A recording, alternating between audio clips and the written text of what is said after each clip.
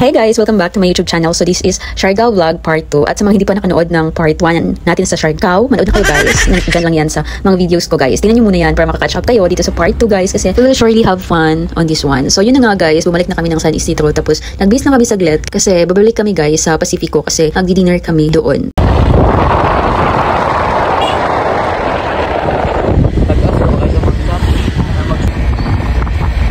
We're finally here na guys sa Pacifico and medyo malayo-layo din talaga yung biyahe. So let's see guys kung saan kami kakain ngayon. And ipapakita ko rin sa inyo kung gaano kasarap ang mga pagkain or mga foods dito sa Siargao. So naghanap-hanap na muna kami guys ng mga pagkain kasi hindi naman namin kabisado yung mga restaurant dito. Hanggang sa dito kami napunta guys kasi may mga kumakain din dito. So i-try lang namin na dito mag-dinner. At tingnan nyo guys kung gaano kamahal talaga ng mga prices nila. Pero however, sure naman tayo na worth it at masarap yung mga pagkain nila dito guys. So yung in-order namin is buttered shrimp at itong tinola. And nag-order din yung kasama namin ng shake guys. Pero hindi ako nag-order at yung isang kasama namin hindi na siya nag-order ng shake guys.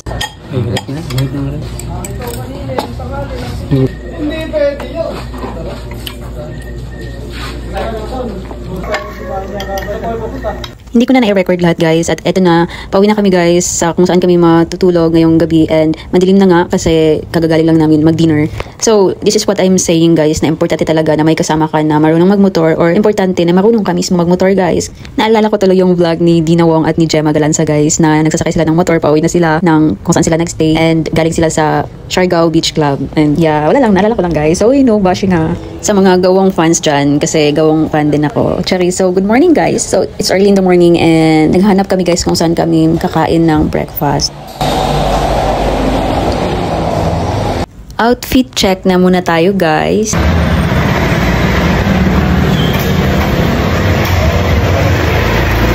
Nakakita na kami ng karinderya guys at ito yung in-order ko kasi I think it's 35 and nakalimutan ko yung mga prices guys. Pero we have decided na magkarinderya ngayon kasi mahal yung kinainan namin kagabi guys. $1 yon, cherries.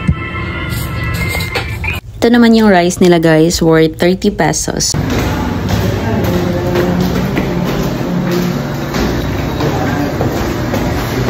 Tapos na kaming kumain guys at bumalik na nga kami sa munisipyo nila kasi doon kami natulog guys. So tingnan nyo yung munisipyo nila. Nasa harap lang ng San Isidro Central Elementary School. So dito kami natulog guys kagabi and natakot kami guys kasi hindi kami sanay na sobrang laki ng tinatulugan namin. Pero okay naman siya kasi syempre aircon.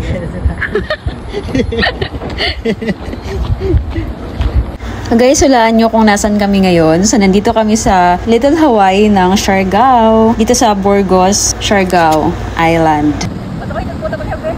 Guys, papunta na kami nito ng Santa Monica, Surigao del Norte, and Siargao Island. So, sobrang haba ng biyahe guys. Ang layo talaga. I think it's almost 1 hour and 30 minutes. So, sobrang layo talaga guys. So, doon naman kami magstay and tingnan natin guys what will happen to us.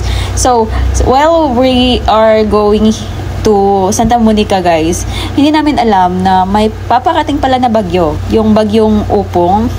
We're already here in Santa Monica, Surigao del Norte guys, and hindi ko na na-video yung fieldwork namin kasi syempre focus tayo sa work. So after duty guys, dinala nila kami sa different tourist destinations dito sa Santa Monica, Surigao del Norte. So yung una naming pinuntahan guys is dito, which is very nice talaga siya guys. Tapos maganda yung mga trees na nakikita nyo sa mga Instagram kasi super Instagrammable tong place na to guys. At sabi nila, hindi lang daw to ligoanan or yung may naliligo kasi marami ding nagdi-date dito guys. Actually, pagpunta nga namin dito, meron talagang mga nagdi-date guys. Kasi malayo siya sa syudad at masarap ang hangin and peaceful dito guys at walang masyadong tao. So, may history daw itong statue na to. Di mo ba 1, 2, 3? Good morning guys. So, today is uuwi na kami mamaya. As early as 7 AM guys. Gumala muna kami bago kami umuwi. So, dito kami guys napadpad. So, sobrang ganda guys. Tingnan nyo.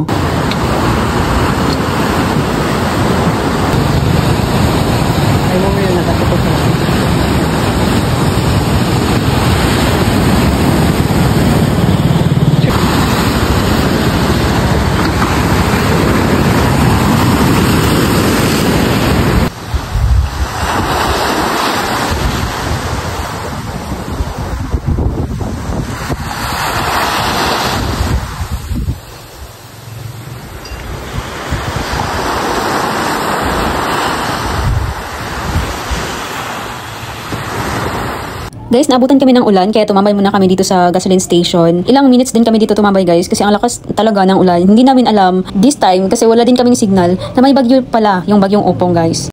Kaya pumunta pa kami sa Taktak Falls. Here lang din sa Santa Monica, Surigao del Norte guys.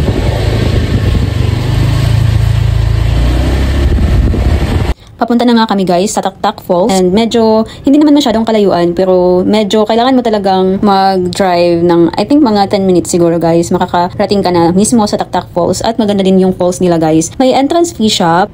And it's a wishing waterfall kasi guys. So, you can wish there. Parang pwede kang mag-wish doon. Kasi sobrang ganda din talaga ng falls na ito guys. So, sobrang aga pa kasi. Kaya wala pang nagbabantay. Supposedly may nagbabantay na yan dyan. Pero ngayon wala pa. At hindi din kami siningil ng fee. Kasi actually hindi naman kami naligo. Nagtingin-tingin lang talaga kami guys. Plano sana namin na maligo kahapon. Parang sabi namin na doon na tayo sa Taktak Falls maligo. Pero nung nakarating na kami sa Taktak Falls guys, ang ginaw kasi nga umulan, di ba? So, hindi na kami naligo guys. Nag-sightseeing na lang kami.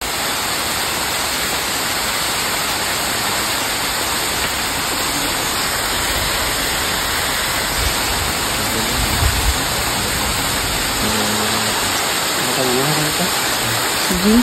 Mahal ko dyan.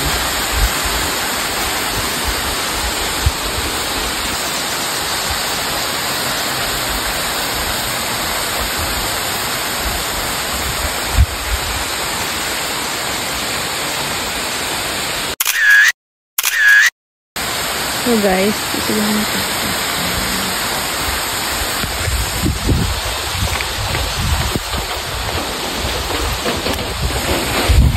So guys, umalis na kami sa Taktak Falls kasi nga umuulan, hindi na kami naligo. And ngayon guys, uuwi na kami, papunta na kami sa G-stayhan namin. So ito yung munisipyo ng Santa Monica. So before that, kakain muna kami kasi nga 7 AM pa lang, umalis na kami kanina. So ito lang yung in-order ko kasi ito lang yung mura guys. So isang vegetable and rice nila guys. Guys, medyo na-stress na ako sa time na to kasi nalaman namin na stranded kami guys at hindi kami makakauwi ngayon. So naka-impake na kami lahat-lahat pero hindi pala kami makakauwi kasi may bagyo guys at walang biyahe sa isla. However guys, decidido na talaga kami na umuwi kaya kahit hindi naman kami sure kung may biyahe, we hold on to the hope na sana merong biyahe mamayang hapon guys. Kaya from Santa Monica, bumiyahe kami ng Dapa, Surigao del Norte guys. Ibang munisipyo naman yon kasi nandun sa Dapa yung port guys. Yung plano namin, doon na kami mag-intay para if ever may biyahe, agad-agad makakasakay kami guys kasi malapit or nasa port mismo yung stayhan namin. So go pa rin guys, kahit ang layo guys, almost 2 hours talaga yung binyahe namin hanggang sa Dapa, Surigao del Norte. Need ulit namin dumaan sa Pacifico guys, sa San Isidro. Doon kami dumaan guys para mas malapit sa Dapa, Surigao del Norte. Pero malayo talaga guys yung biyahe as in 2 hours I guess.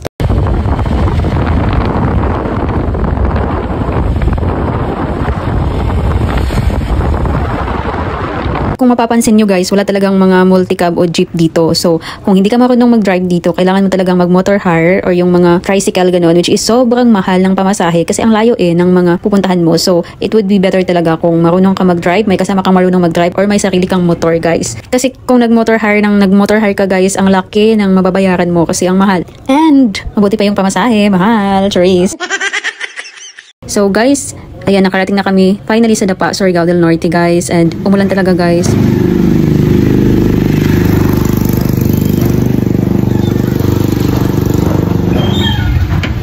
Ito yung mga panahon na hindi na talaga namin alam kung ano ang gagawin guys kasi it's confirmed sa ticketing na wala daw talagang biyahe today and hindi din daw sure kung may biyahe bukas at kung anong oras guys. So medyo sad kami pero naghanap na muna kami kung saan kami pwedeng kumain ng lunch guys. So we have decided na dito sa may karinderya guys, nakatabi lang din ng ticketing kami kumain.